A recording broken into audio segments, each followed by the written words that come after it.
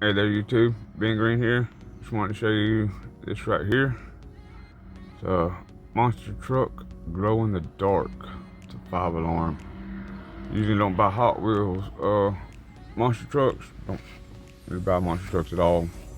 Usually like $7, $8. A little bit out my budget for my collection, but these was on sale at Walmart for $1. So I bought like 4 or 5 of them. This is just one of them.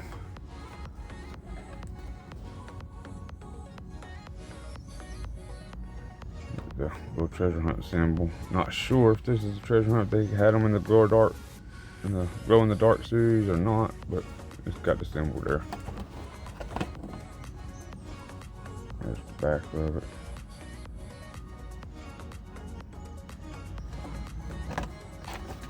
Pretty cool.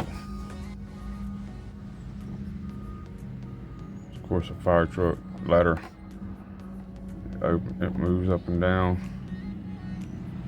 So, tell me what y'all think about it.